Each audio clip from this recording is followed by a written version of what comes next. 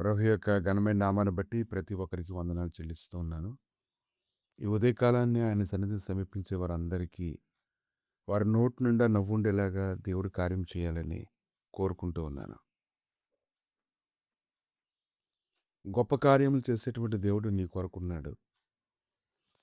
ఆయన కార్యాలు నిరాటంకంగా నీ జీవితంలో జరగాలని ఆయన కోరుకుంటూ ఉన్నారు.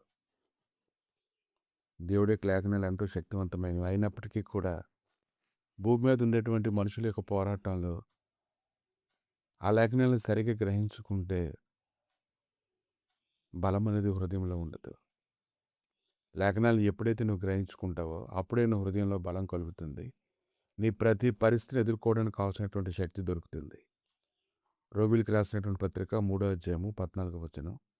వారి నోటి నిండా శపించుటయు పగయు ఉన్నది. దేవుడిని ఎరగినటువంటి మనుషుల మధ్యలో మనం నివాసం చేస్తూ ఉన్నప్పుడు, మానసికమైనటువంటి స్థితి సరిగా లేనప్పుడు చిన్న చిన్న విషయాలకే మనుషులు పగబడుతూ ఉంటారు. చిన్న చిన్న విషయాలకే శపిస్తూ ఉంటారు. ఇంకా రక్తం చిందించడానికి వారి పాదాలు పరిగెత్తుతూ ఉంటాయి. రోమిలికి రాసిన పత్రిక 3వ అధ్యాయము 15వ వచనం. ఏదైనా చేయడానికి వారు పరిగెడుతూనే ఉంటారు. రోమిలికి రాసిన పత్రిక 3వ అధ్యాయము 13వ వచనం. వారి గొంతుకు తెరిచిన సమాధి తమ నాలుకతో మోసం చేదురు. వారి పెదవుల కింద సర్ప విషం ఉన్నది. అది మనం ఎలా గుర్తుపట్టడం? ఈరోజు సర్వశక్తిమంతుడైన దేవుడు నీకు తోడు ఉంటేనే కానీ, ఆయన లేఖనాల యొక్క సన్నిధిని హృదయంలో ఉంటేనే కానీ వీటన్నిటిని నువ్వు చూడలేవు, నువ్వు వినలేవు, నువ్వు గ్రహించలేవు. అవి నీ మీద దాడి తీసినప్పుడు మాత్రమే నువ్వు తెలుసుకోగలుగుతావు.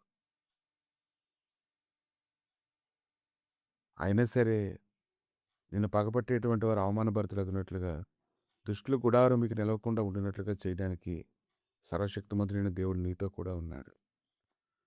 ఈ ఉదయకాలాన్ని కానీ ఆయన యొక్క హృదయ స్థితిని కానీ నువ్వు గమనించినట్లయితే ఏమాత్రం సందేహం లేకుండా ఆయన సన్నిధిలోని హృదయాన్ని కుమ్మరించుకో. ప్రతి పనిని ధైర్యంగా చేయు, భయపడకు. ఫలితాలను దేవుడికి అప్పగించు. అప్పుడు దేవుడు నీ జీవితంలో గొప్ప కార్యం చేయడానికి ఆయన ఎంతో శక్తిమంతుడిగా ఉంటాడు. యోబు గ్రంథము 8వ అధ్యాయము 22వ వచనం. అయితే ఇంకను ఆయన నీకు నోటి నిండా నవ్వు కలుగుజేయును, ప్రహర్షంతో నీ పెదవులను నింపును. కనుక సర్వశక్తుడు నీ పక్షంగా ఉన్నాడు, నిన్ను బలపరుస్తూ ఉన్నాడు, ఆయన గొప్ప మహిమతో నింపుతూ ఉన్నాడు. నువ్వు దిగులు పడవలసిన అవసరం నీకెందుకుంది? కానీ ఎప్పుడైతే ఆయన బొమ్మం గడపల యొద్ద నువ్వు కనిపెడతావో ఖచ్చితంగా ఆ సన్నిధిని అనుభవిస్తావు.